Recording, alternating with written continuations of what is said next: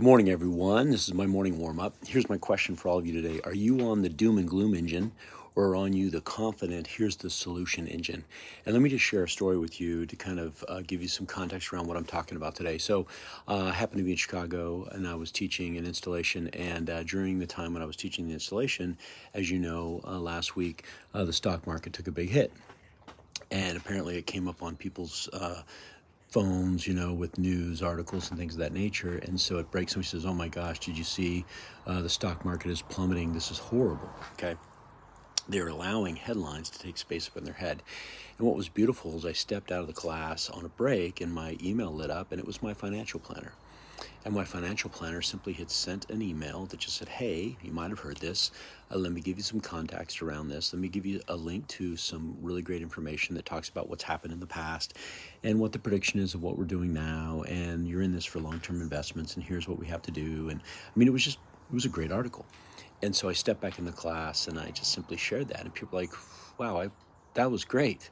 That was great. That totally eased my mind." And here's my point. Think about the narratives that you create on any given day, and are you jumping into those headlines of what's happening in the news, and are you then propagating that context out to your group of people, to your sphere? You're an influencer, whether you know it or not.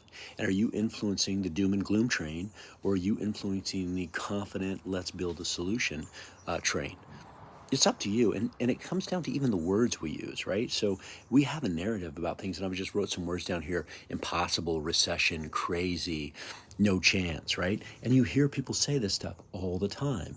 And then I always respond with, "Well, where'd you hear that? Well, tell me more about that." Well, it's actually not a crazy market right now. It's actually a very competitive market, and which is why really great professionals do phenomenally well right now, because they're there to guide their clients. Think about this. You're sitting on an airplane and you hit turbulence and you look across the aisle and there's the flight attendant and they're freaking out.